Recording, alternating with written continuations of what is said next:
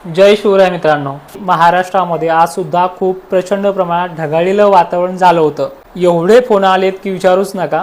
पाऊस येईल का, गरमी सुरू झाली, आभाळ सुद्धा खूप आलंय, गारपिटीचा धोका वाटतोय आम्हाला, आम्ही अमुक व्हिडिओ पाहिलेत। आज तुमच्या सगळ्या प्रश्नांची उत्तरं याच्या अगोदरही दिलीत। आजही पुन्हा फेब्रुवारीचा नीट अंदाज समजून घ्या आणि राहिले हे आता 2-4 दिवस जानेवारीचे हे कसे जातील हे देखील समजून घ्या। तसं आपण माहिती ऑलरेडी दिलेलीच आहे आणि हा व्हिडिओ सगळ्या शेतकऱ्यांपर्यंत पाठवून द्या। वीट भट्टी उत्पादक असतील, गहू उत्पादक असतील आणि विशेष करून ज्यांच्या तुरी काढायला आल्यात अशा शेतकऱ्यांनी देखील लक्षपूर्वक ऐका। फेब्रुवारीच्या पहिल्या आठवड्यामध्ये वातावरण असंच पुन्हा जास्त खराब होणार आहे। तुम्हाला मागच्या व्हिडिओमध्ये किंवा 23 डिसेंबरच्या रिपोर्टमध्ये सुद्धा सांगितलंय की जानेवारीपेक्षा थोडा मोठा फेब्रुवारीचा महिना असणार आहे, त्यामुळे लक्षपूर्वक ऐका। हे बघा 27-28 गारपीट तर नाहीच, हे तुम्हाला सांगितलंय मागच्या वेळेस सुद्धा, आणि आभाळ येत राहणार आहे, ते कमी सुद्धा होणार आहे आणि थोडेफार हलके मलके पाऊस जे काही असतात ते पडणार आहे, पण गारपिटीचं तथ्यता नाही। आभाळ दिसलं किंवा अवकाळी वातावरण दिसलं की लगेच गारपीट मुसळधार पाऊस होत असतो असे काही नाहीये। असे खूप आभाळ मान्सूनच्या काळात पण येतात। आता व्यवस्थित ऐका, 27 तारखेला वातावरण हे ढगाळलेलंच असणार आहे संपूर्ण जिल्ह्यांमध्ये आणि महाराष्ट्रातल्या तूर उत्पादक शेतकऱ्यांना विनंती आहे, तुम्ही खळे 30 तारखेपर्यंत आता काढून घेऊ शकता, काही प्रॉब्लेम नाहीये, ठीक आहे। ज्यांची काढणी चालू आहे त्यांनी 31 तारखेला खळं होईल अशा हिशोबामध्ये काढा, कारण की 31 तारखेपासून पुन्हा फेब्रुवारी महिन्याच्या पहिल्या आठवड्यातच पहिल्या 2-4 दिवसातच वातावरण पुन्हा एकदा खराब होणार आहे आणि एक तारखा पहिल्या पण लक्षपूर्वकच ऐकूयात। 27 तारीख देखील जेमतेमच ढगाळ वातावरण आहे, कुठं मोठं पडला तर पडला, धोका नाहीये, पावसाची शक्यता मात्र आहे पण सर्वदूर नाहीये, गारीचा तर विषयच नाहीये। 28 तारखेला सुद्धा वातावरण हे WDचं वातावरण जे आहे, म्हणजे उत्तरेकडनं वारं सुटणार आहे धुळ्यामध्ये, खानदेशमध्ये, संपूर्ण जिल्ह्यामध्ये। खानदेश म्हटलं की तुम्हाला नंदुरबार विसरायची गरज नाही, शहादा विसरायची गरज नाही, आणि ज्यांचे कोणाचे दक्षिण वगैरे महाराष्ट्र भाग आहे त्यांच्या पण तुम्हाला उत्तर दिलेले आहेत, फक्त लक्षपूर्वक ऐका। नागपूर जिल्ह्यामध्ये अकोला अमरावतीसह ढगाळलेलं वातावरण 28 तारखेला देखील बनणार आहे, दिवस मावळता कमी होणार आहे, हे चालूच राहणार आहे।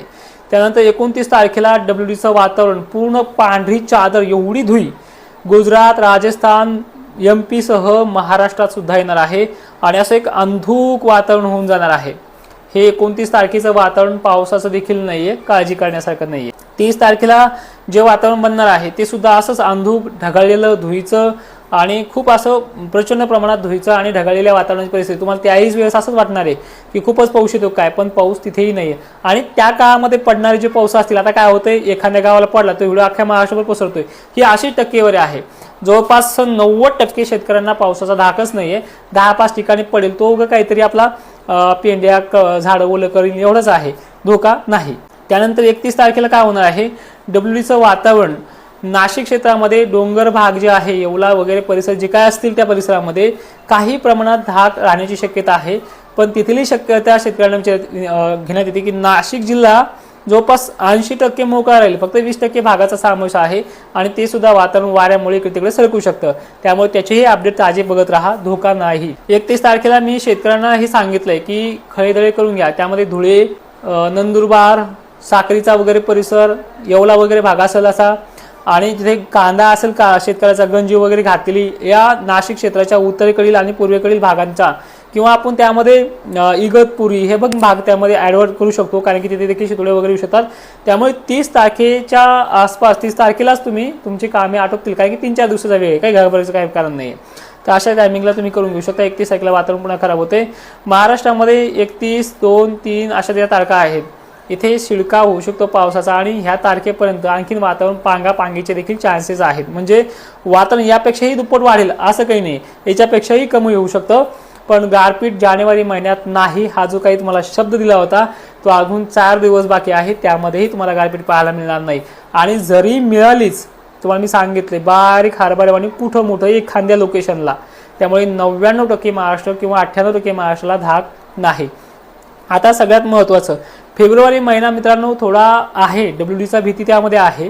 पहिला आठवडा, तिसरा आठवडा, चौथा आठवडा हे 2-3 आठवडे जे आहेत ते थोडेसे अडचणीचे आहेत, पण कालांतराने ती अडचण कोणत्या जिल्ह्यांना कोणत्या विभागाला डायव्हर्ट होते हे देखील पाहणं गरजेचं आहे। आणि त्यामुळेच आपल्या ॲप्लिकेशनवरती सर्वात अगोदर लॉंग टर्म अंदाज देण्याचा आपण प्रयत्न करत असतो। सगळ्यांनी प्ले स्टोअरवरती जाऊन तोडकर हवामान अंदाज नावाचं ॲप्लिकेशन डाउनलोड करणं आणि तिथे आपलं जे काही माहिती देणारं जे काही फंक्शन आहे ते ओपन करून तिथे आपण लाईव्ह पाहू शकता। नाही समजलं तिथे ग्रुप पण बनवलेला आहे, त्या ग्रुपमध्ये कितीही लोक बसतात एकाच ग्रुपमध्ये। बरेच जण मला व्हॉट्सअप ग्रुप वगैरे मागणी करतात, पण ती ग्रुपची काही चिंता नाही आहे। आता बघूयात सगळे विभाग कसे कसे राहतील तसे तसे 27-28ला। दक्षिण महाराष्ट्र, मराठवाडा, विदर्भ, पश्चिम महाराष्ट्रासह संपूर्ण महाराष्ट्रात उद्या सुद्धा ढगाळ वातावरण आहे। कोकण किनारपट्टी घाटमाथ्यावरती वारे जोराने वाहतील, ज्यांचे कोणाची उभे पिकं असतील पाणी थोडे टाळती चालते। 28 तारखेला सकाळी किंवा संध्याकाळच्या वेळेला अकोला, अमरावतीमध्ये किरकोळ हलक्या पावसाची शक्यता आहे। उर्वरित महाराष्ट्रात मोजक्या ठिकाणी पाऊस पडू शकतो। वारे उत्तरेकडून दक्षिणेकडे वाहणारी तारीख जी आहे ती 28 तारखेच्या नंतर म्हणजे 29 तारीख राहणार आहे।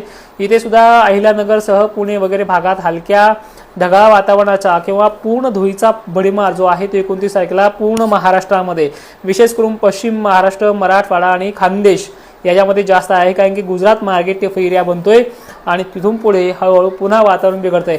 एकंदरीत तुमचे जे काही प्रश्न होते की हे वातावरण राहील किती दिवस, तर हे वातावरणाची लिमिट नाही, हे चालूही शकतं, पूर्ण फेब्रुवारीही याच्यामध्ये जाऊ शकतो। आणखीन मॉडेलनी तथ्यता व्यक्त केली नाहीये आणि विषय विनंती अशी आहे, अल्निनोचा विषय वारंवार घेतला जातोय, अल्निनोला दुष्काळ सांगितला जातोय। दुष्काळ हा मला एक म्हणायचंय की जे सांगतोय अल्निनो दुष्काळ आहे, त्या अल्निनो याच्या अगोदर आला नव्हता का? 1972ची पुनरावृत्ती का करता हे समजत नाहीये। अल्निनो म्हणजे पाऊस नसणे असं नाही, अल्निनोच्या भोकांडीवरती सुद्धा आणखीन काही सिस्टम असतात, त्याची माहिती ॲप्लिकेशनवरती तुम्हाला देऊयात। तर अजून काही प्रश्न असेल तर कमेंटवरती करा, पुढचा व्हिडिओ तुमच्या कमेंटच्या प्रश्नावरती अवलंबून असेल। पण महाराष्ट्राच्या शेतकऱ्यांना विनंती आहे, घाबरले जाऊ नका, तसं काही असेल तर तुम्हाला सगळ्यात अगोदर सांगण्याचा प्रयत्न करेल। आणि जे काही नाही समजलं ते आवर्जून कमेंटमध्ये विचारा, कमेंटला रिप्लाय नाही दिला असं समजू नका, नुसतं सांगतोय विचारा कमेंटमध्ये पण रिप्लाय देत नाही, पण त्याचे उल्लेख मी पुन्हा नंतर करतोय।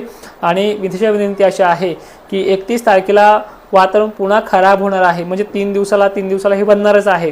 जसं की 26, 27, 28 परत थोडंफार कमी झालं की लगेच 31, 1, 2, 3 हे असं चालूच राहणार आहे। आणि हे सतत किती दिवस राहील हे सुद्धा मॉडेलनुसार सांगणं शक्य नाही आहे। कमीत कमी पाडव्यापर्यंत वातावरणाची ताकद जी आहे खराब करणारी महाराष्ट्राच्या वातावरणाची ही टिकून राहिलेली दिसते आहे, त्यामुळे हे वातावरण पुन्हा आहे। आणि एकसारखा WDN म्हणजे पाऊसमान कमी असणं हे नक्की आहे, पण पाऊसमान किती कमी असणं हे मार्च एप्रिल शिवाय समजत नाही कोणालाच। आणि आता फक्त काय दगड हाणून टाकणं चाललंय, एखाद्याच तरी दगड लागून जाईल आणि वर्षभर म्हणायचं मी सांगितलं होतं कमी म्हणून किंवा मी सांगितलं जास्त म्हणून, पण परतीच्या पावसावरती फारसा मोठा परिणाम नाही, हिवाळा भरणं वगैरे अशा सगळ्या गोष्टी होतील। अधिक माहितीसाठी आपलं ॲप्लिकेशन आहे, तिथे येऊन जॉईन व्हा। जय शिवराय, धन्यवाद।